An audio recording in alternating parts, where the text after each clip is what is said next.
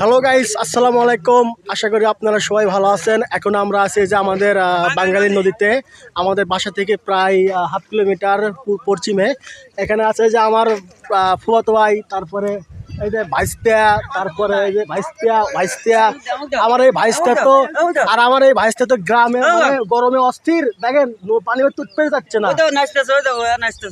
তারপরে ওখানে দেখেন ওইখানে গোসল করছে, দেখছেন ওখানে একজন বসে আছে। এই লোকটা তো মনে করেন যে গোসল করার পরে আবার গাও ঘামানোর জন্য সাথে আছে, মনে করেন যে গাও ঘামানোর জন্য না, মানে লেবু আছে। এই লেবুগুলো বাইরে দেখাচ্ছে না।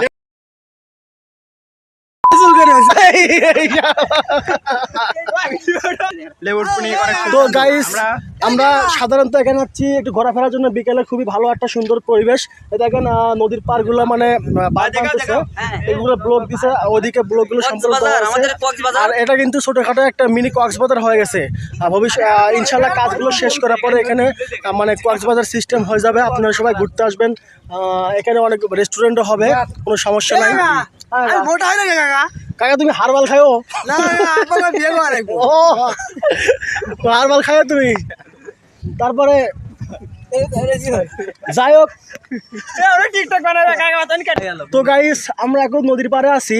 আর নদীর পাড়ে থাকার পর আসার পরে আমরা অনেকটাই ফিল পাচ্ছি, মানে সূর্যটাও প্রায় আর কি অস্ত যাওয়ার মতো আর কি। এখন রোদের কোনো তাপমাত্রা নেই। এখন আমরা নদীর পাড়ে আছি, আর হচ্ছে সুন্দর একটা পরিবেশ, ঠান্ডা বাতাস। আর এদিকে আমার ওই ভাইস্তা দেখেন কি করে, ওই দেখেন ভাইস্তা লাগবে আস্তে আস্তে আস্তে পারো না। হ্যাঁ দেখ যাই হোক এখন কাজ কাম শেষ করার পরে আপনারা সবাই ঘুরতে আসবেন। এখানে বড় বড় রেস্টুরেন্ট হবে, চাইনিজ, ইন্ডিয়ান, থাই সব কিছু পাবেন। এখন এইগুলো কাজ এখনো শেষ হয়নি। আগামী ইনশাল্লাহ 6 মাস পরেই আমাদের এখানে রেস্টুরেন্টে কাজ শুরু হবে। আগামী বছর থেকে ইনশাল্লাহ আপনারা সব কিছু পেয়ে যাবেন। তো গাইস, যারা যারা ঘুরতে আসবেন আসেন। নৌকা ভ্রমণ পাবেন। তারপরে ওই পাশ দিয়ে অনেক মানে ফটো তোলার জন্য অনেক সুন্দর একটা পরিবেশ হবে ইনশাল্লাহ।